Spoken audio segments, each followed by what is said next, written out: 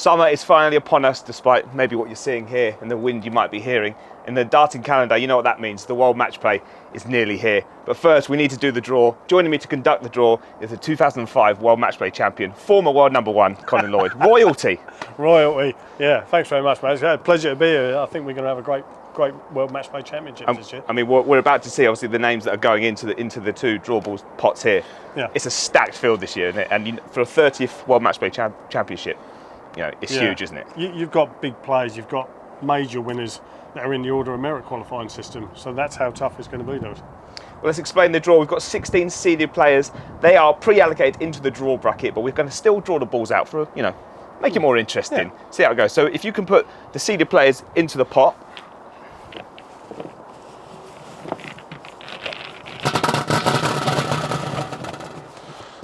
There we go. One more. Don't leave any in. Don't want to miss anyone.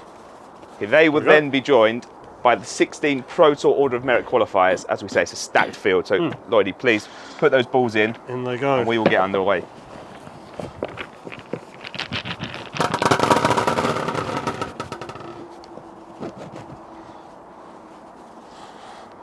Perfect. Right, give them a little swish around. I think both of them, both pots. And then we will start drawing out our first seeded player. Number 7 is Johnny Clayton. He will play.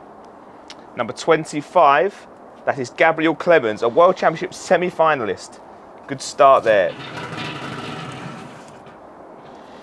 Number 8, that is Danny Noppert. And he will play.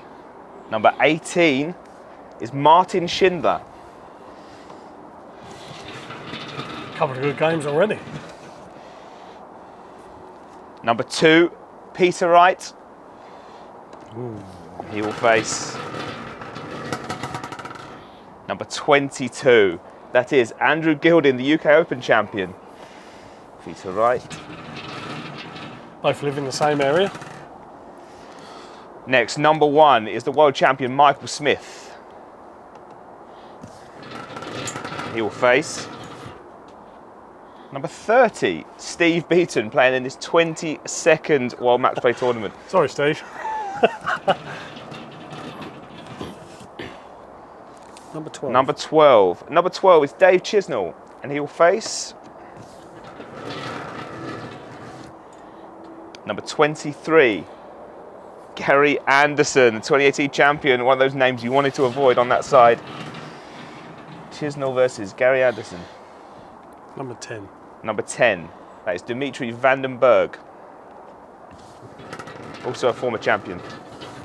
And he will face number 19, Ross Smith, the European champion.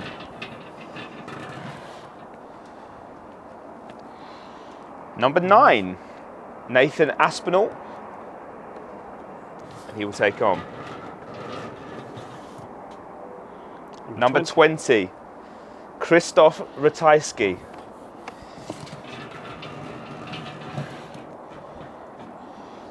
Number 16, that is James Wade. He will face. Number 26, Chris Dobie, the reigning Masters champion.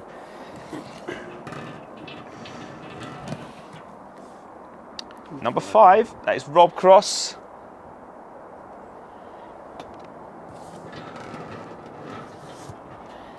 And he will face number 28, Daryl Gurney. Repeat of a semi-final. Yeah, Rob won it. Number 4, Gerwin Price. And he will face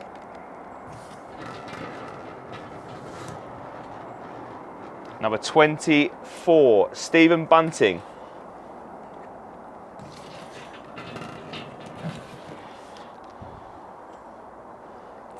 Number 14 is Damon Heta. And he will take on number 17.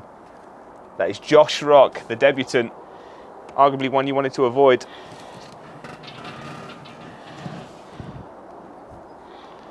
Number 6. Number 6 is Luke Humphreys, European Tour winner at the weekend. He will take on number 21, Jose de Souza.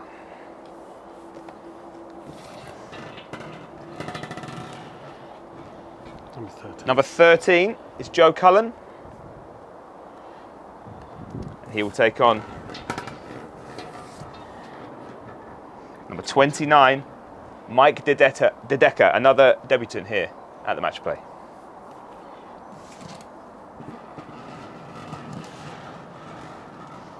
Number 11 is Dirk van Dijvenbode, a losing finalist on the European Tour at the weekend. He will take on number 32, Kim Huybrechts.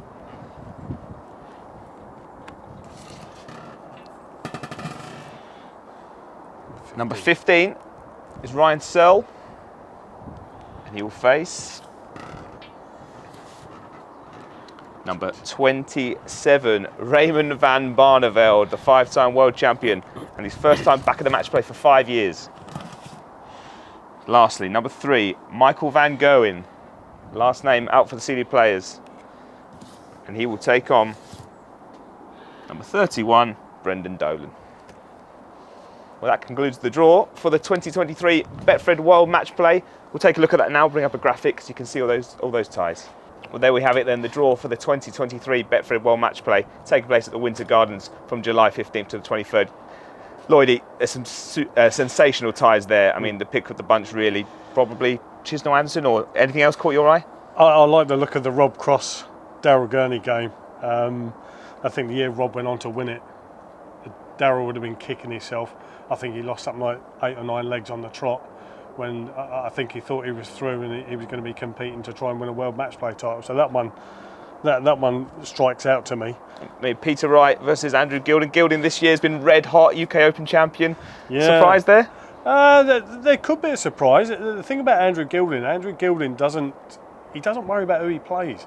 He goes up there and he starts hitting them 180s and the thumb starts going up and he relaxes and starts getting in. And I think that's a banana skin for Peter there. They both know each other very well. They both live in the same area.